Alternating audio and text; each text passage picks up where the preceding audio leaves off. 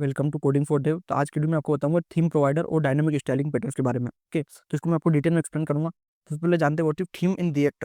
तो थीम एक central object रहता है जो डिफाइन करता है विजुअल डिफाइन वेरिएबल, जैसे कलर, फॉन्ट, स्पेसिंग और साइज। उसको डायनामिकली फिट करा सकते हो और कंसिस्टेंट रीयूज कर सकते हो पूरी ऐप के अंदर। तो आप कैसे इंप्रूव कर सकते हो थीम की हम उसमें कंसिस्टेंट कोड दे सकते हैं, उसको रीयूजेबिलिटी वाला कोड लिख सकते हैं, उसको कस्टमाइज कर सकते हैं डार्क मोड, और हम उसमें डिजाइन कर सकते हैं टोकन बेस्ड डेवलपमेंट कर सकते हैं। तो सबसे पहले बात करते हैं व्हाट इज थीम प्रोवाइडर। तो क्या करता है थीम प्रोवाइडर? तो थीम प्रोवाइडर एक कंटेंट बेस्ड कंपोनेंट रहता है जो रेप करता है हमारी एप्लीकेशन को और इंजेक्ट करता है उसको थीम ऑब्जेक्ट के अंदर, कंपोनेंट ट्री के अंदर। जिसमें कौन सी लाइब्रेरी होती है, जैसे style component, emotion, material, UI, ये पैटर्न को यूज करते हैं थीम को। तो जिसमें आप डायरेक्टली थीम प्रोवाइडर के अंदर आप जो भी कोड लिखोगे तो वो जितने भी थीम के अंदर जो भी कोड है वो सब में अप्लाई होगा। ओके, तो उन ऑब्जेक्ट को आप डायरेक्टली कहीं पर भी किसी के अंदर सीएसएस अप्लाई करने के लिए यूज कर सकते हो। जो कॉमन लाइब्रेरीज होती है जो सपोर्ट करती है थीम प्रोवाइडर को, एक चाइल्ड कंपोनेंट है वो सपोर्ट करती है, इमोशन सपोर्ट करता है, मटेरियल यूआई में इनबिल्ट होता है थीम, तो आप डायरेक्टली यूज करते हो। जो चक्रा यूआई उसमें सपोर्ट करता है। जो टेलिन सीएसएस वो सपोर्ट नहीं करता, उसमें हम कन्फिग करना पड़ता है सीएसएस वेरिएबल्स को। ओके, अब बात करते हैं स्टाइल कंपोनेंट फिर थीम प्रोवाइडर कैसे यूज करते हो। तो आपने एक वेरिएबल बनाया, उसने अपने बैकग्राउंड टेक्स्ट दिया और आप डायरेक्टली अपने उसको पास कर दिया, तो आप डायरेक्टली उसमें जो उसके कंपोनेंट है उसमें डायरेक्टली उनको यूज कर सकते हो।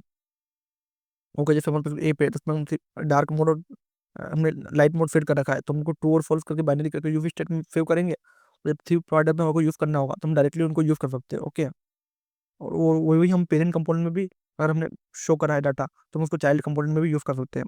अब बात करते हैं डायनामिक थीम स्विचिंग, डार्क और लाइट मोड की। तो वो हम करते हैं यूजर कंट्रोल थीमिंग की मदद से। तो इसमें क्या, जब मैंने थीम को फिट करा, मैंने लोकल स्टोरेज में फिट करा, तो अब जब वो डिपेंड करेगा लोकल स्टोरेज पे, इसका बेनिफिट क्या होगा कि हमको एक सेंट्रलाइज डिफाइन सिस्टम मिल जाएगा और ये इनेबल कर सकता है लाइट और डार्क मोड को। और इसको हम इजीली कस्टमाइज कर सकते हैं यूजर की प्रेफरेंस के अकॉर्डिंग और ब्रांडिंग के अकॉर्डिंग। और इसमें क्या रिड्यूस हो जाएगी हमारी स्टाइल की डुप्लीकेशन, और रिएक्ट जो कंटेक्स्ट बेस होगा वो डीपली इंटीग्रेट होगा कंपोनेंट ट्री के साथ। अब बात करते हैं dynamic theme with material UI. तो मटेरियल यूआई की इसका भी हम कर सकते हैं।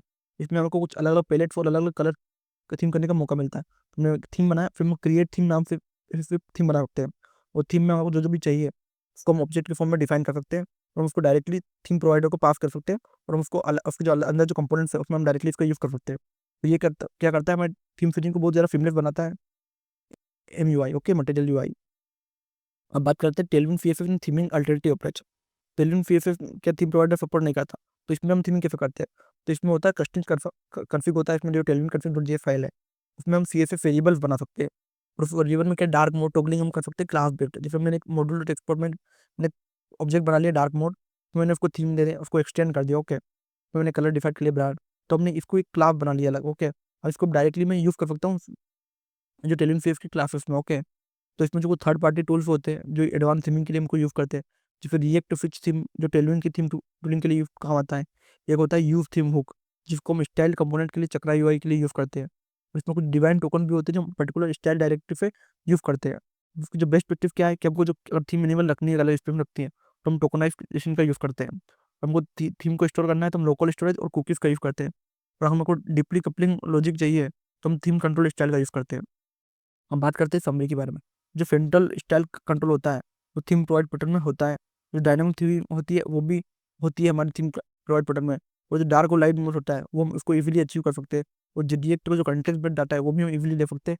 और जो फ्रेमवर्क और लाइब्रेरी सपोर्ट है वो भी सपोर्ट होता है इसमें, इसलिए हम इसका यूज़ करते हैं। ओके, तो अगर आपको इससे रिलेटेड कुछ भी डाउट है थीम प्रोवाइडर और डायनामिक स्टाइल से रिलेटेड, तो आप कमेंट कर सकते हो। और इसी तरीके और वीडियो देखने के लिए कोडिंग फॉर डेव को सब्सक्राइब करो।